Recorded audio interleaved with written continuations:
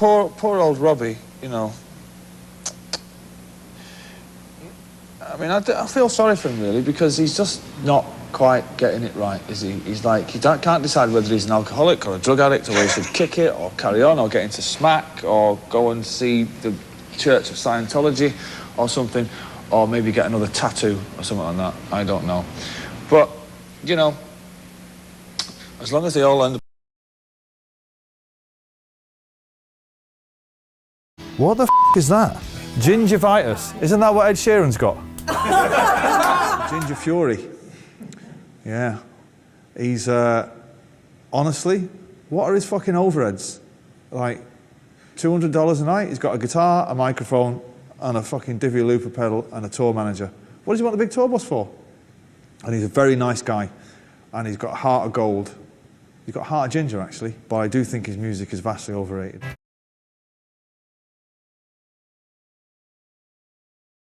For me, I've bought Pet Sounds probably 20 different times. I bought it. Pet Sounds? Yeah. Because I love the harmonies on it. Don't you think they're the most overrated group of all time? No, I love Brian Wilson's harmonies, and every time the only reason they're anyway successful is because they're next to the Beatles in alphabetical order. That's why? And Paul McCartney likes them. That's it. Okay. Barbershop quartet music. Rubbish.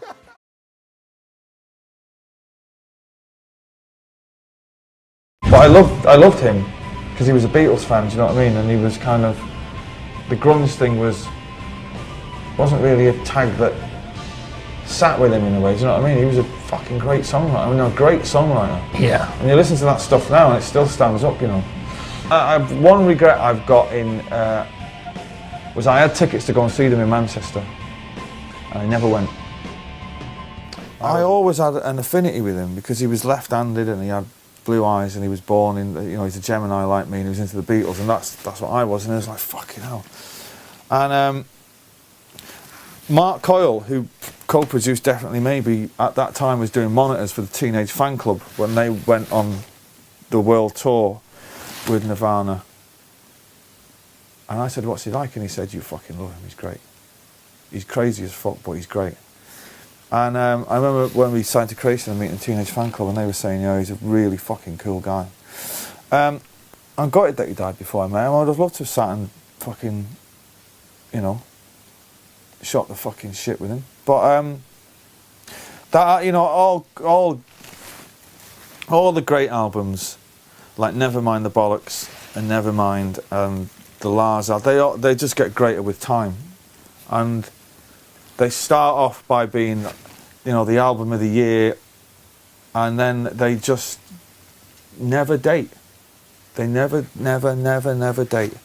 And if you listen to, you know, Nevermind, it still sounds like the future of rock. Do you know what I mean? Yeah, but Nevermind, you know, I guess everybody who's into music, and particularly alternative music and Enemy and that, whatever that thing is, that area of, will always remember where they were when they first heard Nevermind.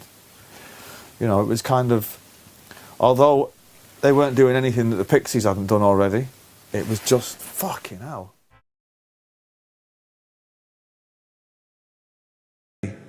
Is he of this world?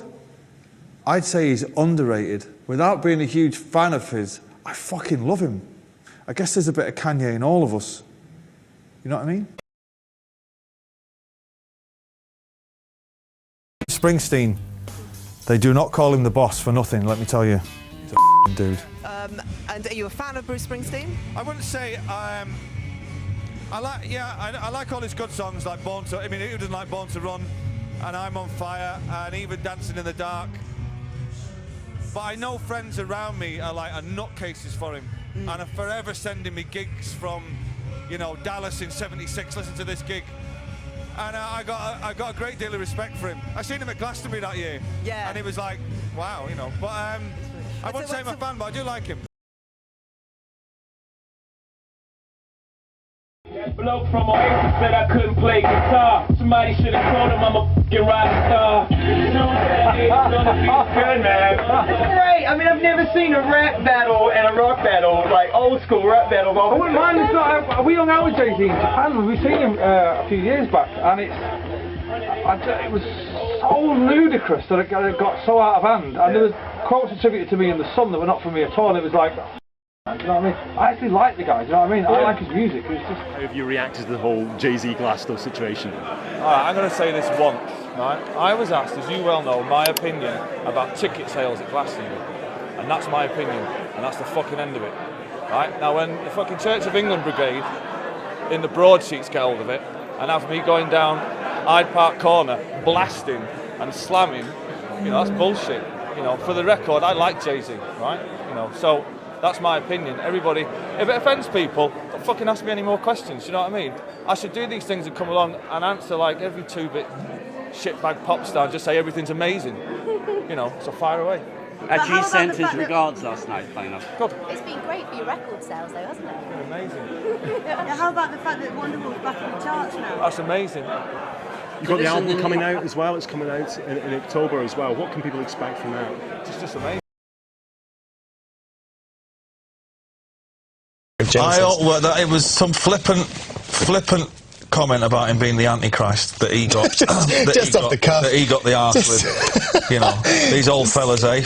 They'll take offence to anything. They get more sensitive, don't they, as they get older? You've had some fun, man. You've had some fun. And it's pop music, isn't it? It's right. It's culture. It's pop culture. Well, right. The thing is you say these things, and I'll admit, right, they look bad in print, right? But a lot of it, I probably gave a very balanced view about Phil Collins that day. But I admit that the thing that looks bad/good in print is the bit about the Antichrist. Fine, fair enough. But you know, people are allowed to say things about me. Yeah. But you see, Phil Collins knows he can't say anything about me because I'm the But this is the thing, though. So that's the thing that does his head in, and the fact that he's bald. I've always been a fan of you two. And I got to say, the only fucking one in my circle of friends in my entire life, I've fought their fucking corner. Everybody else, not doesn't get it, fucking hates them. But I love them. And I love the Joshua Tree. I even like Rattle and Hum, you know, for all its faults, but I do love it. But I queued up outside Our Price Records in Piccadilly Gardens in Manchester the day it came out, and I bought it on cassette. And I thought it was great then, and I still think they've never really looked back from that album. They done. It's like when you started to read the stories about them, they dismantled everything and they went to Berlin because of David Bowie and Iggy Pop and Lou Reed and all this, and they'd been listening to fucking Stereo MCs and Happy Mondays, and they'd reinvented their sound. It was really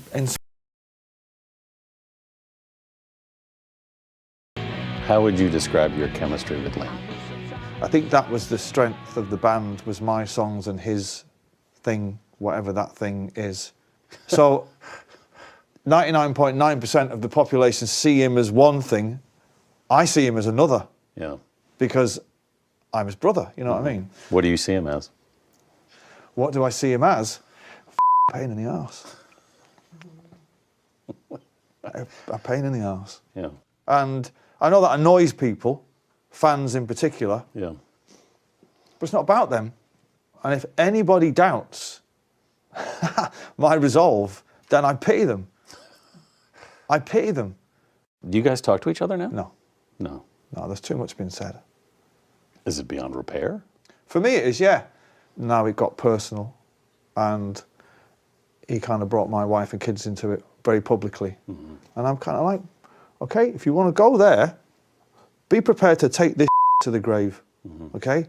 That sounds callous and cold, but that's who I am, I'm afraid. Liam tweets about you, it makes headlines. And I feel like, you know, the narrative is sort of, you know, Liam's sort of entertaining and maybe a little unhinged. Do you think maybe he's one of the most savvy marketers in music right now? Well, he's doing a fucking good job of marketing me, which I gotta say, I'm very thankful for. Well, I think he might be coming on our show in a couple weeks. Really? Would you like me to pass anything along?